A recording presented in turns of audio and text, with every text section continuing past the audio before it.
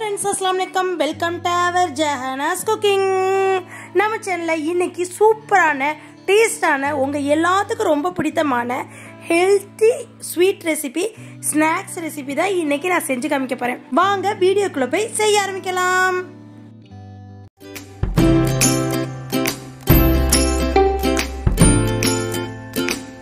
இப்ப செய்முறை பாப்போமா? வாங்க ஃப்ரெண்ட்ஸ், உங்க கிட்ஸுங்களுக்கு இது ஹெல்த்தியாக நீங்கள் செஞ்சு கொடுக்கலாம்.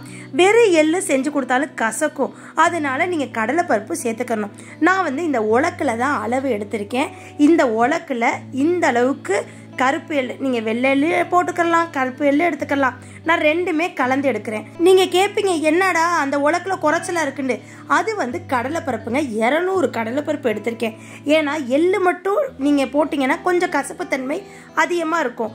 அப்போ கொஞ்சோன்னு கடலைப்பருப்பு சேர்த்து இது வறுத்து செஞ்சு கொடுத்தீங்கன்னா இடித்து அவ்வளோ டேஸ்ட்டாக சாப்பிடுவாங்க.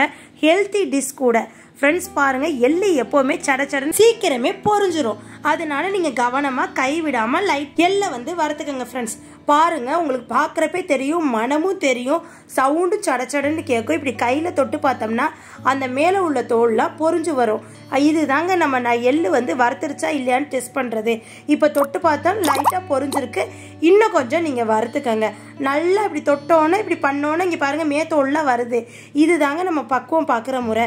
இப்போ எள்ளு வறுத்தாச்சு. இதை ஒரு நியூஸ் பேப்பரில் கொட்டி தனியாக வச்சுட்டு 6 உலர வச்சுட்டு அந்த சூட்லேயே நம்ம ஏற்கனவே வறுத்த கடலை தான், அந்த வறுத்த கடலையே தோல் உரிச்சிட்டு வச்சுருக்கேன். லைட்டாக சூடு காமிச்சுக்குவோம்.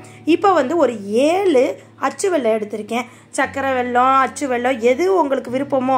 இப்போ பாரிஸ் சுகரில் ஓட வருது நாட்டு சர்க்கரை, அதுவும் நீங்கள் எடுத்துக்கலாம். எதாக இருந்தாலும் நீங்கள் எடுத்துக்கலாம். எடுத்து அதை தட்டி வச்சுக்கிறதுங்க. இப்போ இதை ஆறிடுச்சான்னு பார்க்குறேன். லைட்டாக ஆறிடுச்சு. இப்போ லைட்டாக பண்ணி பார்த்தா ரொம்ப பொறுண்டு தோல் வருது. அப்போ நம்மளுக்கு பக்குவமானது. இப்போ இடியப்ப மாவு அதே உலக்கில் 1 உலக்கு எடுத்திருக்கேன். இதில் 4லேருந்து 5 ரொட்டி சுடலாங்க. கொஞ்சோண்டு எண்ணெய் சேர்த்துட்டு சுடுதண்ணி நல்லா சுட வச்சு இந்த மாதிரி கிளறிக்கங்க. ரொட்டி பக்குவம் நம்ம ஒன்றும் இல்லைங்க. இடியப்ப மாவுக்கு எப்படி நீங்கள் மாவு பிசைவீங்களோ அந்த பக்குவம் தான் இதுக்கும். பாருங்க ஃப்ரெண்ட்ஸ், இப்போ இடியப்ப மாவு பக்குவத்துக்கு நம்ம பிசைஞ்சு வந்தாச்சு. இதை நம்ம ரொட்டி சுடுறது தான். கடலைப்பருப்பு சரி எள்ளு சரி நல்லா ஆறிடுச்சு. நம்ம இனிமேல் மிக்சியில் அடித்து போடுறது தான். ரொட்டி லைட்டாக கொஞ்சோண்டு எண்ணெய் ஊற்றிட்டு இந்த மாதிரி தட்டி, அப்புறம் லைட்டாக கையில் கொஞ்சோண்டு தண்ணி எடுத்துகிட்டு இப்படி தட்டிக்கணும். சட்டிலேயே தட்டி நம்மளுக்கு ரொம்ப வேக வச்சிடக்கூடாதுங்க. லைட்டாக ஏற்கனவே வெந்த மாவு தான். லைட்டாக இந்த சைடு பின்னாடி சைடு வெந்ததுக்கப்புறம் எடுத்துடணும். ரொம்ப நம்ம வேக வச்சுட்டா அது அப்படியே ஹார்டாக போயிடும். இந்த கொலக்கட்டை சாஃப்டாக இருக்கும். இந்த அளவு பாருங்கள். இப்போ திருப்பி காமிக்கிறேன். இப்போ ஒரு தடவை மேலே போட்டாச்சு, இன்னொரு தடவை கீழே போட்டாச்சு. இது மேலே எடுத்து பிச்சு போட்டு ஆற வச்சு நம்ம மிக்சியில் போட்டு அரைக்கிறது தான். ஏன் நான் இடிச்சதுன்னு சொல்கிறேன்னா, அந்த காலத்துலலாம் இது எள்ளு உருண்டை கடலை உருண்டைண்டு இடித்து கொடுப்பாங்கங்க. கொலக்கட்டைன்னா கொலக்கட்டையாகவும் நம்ம பிடிச்சிக்கலாம், உருண்டைன்னா உருண்டையாகவும் பிடிச்சிக்கலாம். இது நம்ம ஹெல்த்தி டிஷ்ஷு. நம்ம கிட்ஸுங்களுக்கு செஞ்சு கொடுத்தா நீங்களும் செஞ்சு சாப்பிட்டா ரொம்பவே உடம்புக்கு நல்லதுங்க. எள்ளு நம்மளுக்கு மருத்துவ குணங்கள் நிறைய இருக்குது. அதனால இது அடிக்கொருக்கா நீங்கள் செஞ்சு கொடுங்க.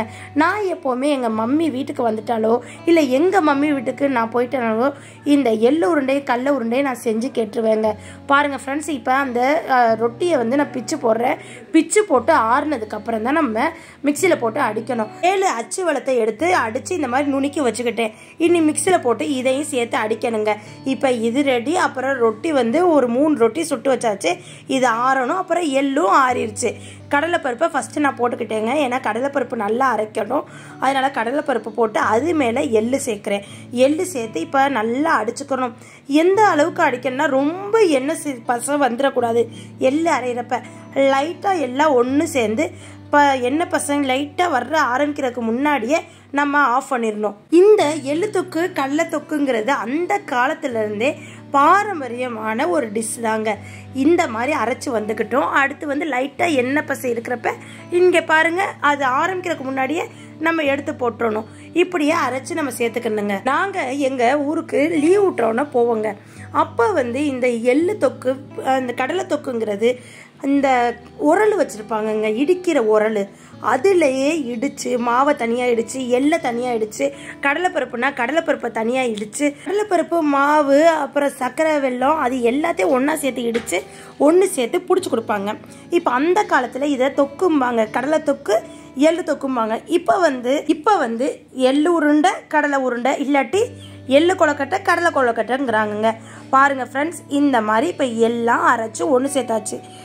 நம்ம ரொட்டி எல்லாம் ஆறுனதுக்கப்புறம் அதையும் மிக்சியில் போட்டு அடித்து இந்த பக்கம் வர்றப்ப எல்லாத்தையும் சேர்த்து வச்சுக்கிட்டோம்.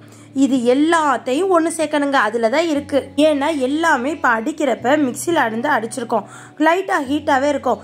இந்த ரொட்டி ஹீட்டு, அந்த வெள்ளத்தை அடித்து வச்சுருக்கோம்ல அந்த சர்க்கரை அப்புறம் எள்ளு, அது எல்லாத்தையும் சேர்த்து கையிலேயே ஒன்று சேர்க்கணுங்க. இந்த மாதிரி நல்லா பிசைஞ்சு ஒன்று சேர்த்து அந்த கொழுக்கட்டை பிடிக்கிற அளவு ஒன்றா கொண்டு வரணும். இது தாங்க இந்த எள்ளு தொக்கு கடலை தொக்கு, இதோட நம்மளுக்கு பக்குவம். ஈஸி மெத்தடு தான். இது செஞ்சுட்டா சாப்பிட அவ்வளோ டேஸ்ட்டாக இருக்கும், வச்சு சாப்பிட்லாம், அந்தளவு டேஸ்ட்டு கூடுதலாகவே இருக்கும். உங்கள் கிட்ஸுங்களுக்கு ரொம்ப பிடிக்கும். இதெல்லாம் நீங்கள் ஸ்நாக்ஸ் ஐட்டமாக செஞ்சு கொடுத்தீங்கன்னா அவங்க விரும்பி சாப்பிடுவாங்க. இது வந்து பாரம்பரியமாக அந்த காலத்துலேருந்து இந்த காலம் வரை இது செஞ்சு கொடுப்பாங்க. இடித்து செஞ்சு கொடுக்குறப்ப நம்மளுக்கு அவ்வளோ ஹெல்த்துக்கு சத்துங்க. இதிலே நம்ம உளுந்த பருப்பு இருக்குல்ல, அந்த உளுந்த பருப்பை வறுத்து அதுக்கப்புறம் அந்த எப்படி எள்ளு சேர்க்குறோமோ அது அந்த பக்குவத்துக்கு பதிலாக உளுந்த பருப்பை சேர்த்துக்கலாம். இதிலே நம்ம பாசிப்பருப்பை சேர்த்தா பாசிப்பருப்பு உருண்டை, உளுந்த உருண்டை. இப்படி தாங்க நம்ம சத்தான ஐட்டம் இந்த காலத்தில் அதிகமாக எடுத்துக்கணுங்க. அப்போ தான் ரொம்ப முதுகு வலிக்காது, குழந்தைங்களுக்கு ரொம்ப சக்தி கூட. இது ரொம்ப ரொம்ப ஹெல்த்திங்க, ஆரோக்கியமானது. இந்த மாதிரி நீங்கள் உங்கள் கிட்ஸுங்களுக்கு செஞ்சு கொடுங்க. அவ்வளோதாங்க. இங்கே பாருங்கள், பேசிக்கிட்டு இருக்கப்பே நான் ஒன்று சேர்த்தாச்சு. இந்த பக்குவத்துக்கு ஒன்றா சேர்த்தாதான் நம்மளுக்கு உருண்டை பிடிச்சாலோ கொழுக்கட்டை பிடிச்சாலோ அப்படியே இருக்கும், கெட்டு போகாமல் இருக்கும். நல்லா கையில் பிடிக்கிறப்ப ஈஸியாகவும் நிற்கும். இப்படி எடுத்து இந்த மாதிரி பிடிச்சி வச்சா அது வந்து எள்ளு கொழுக்கட்டைங்க. இதே அப்படியே உருண்டையாக பிடிச்சோம்னா அது வந்து எள்ளு உருண்டைங்க.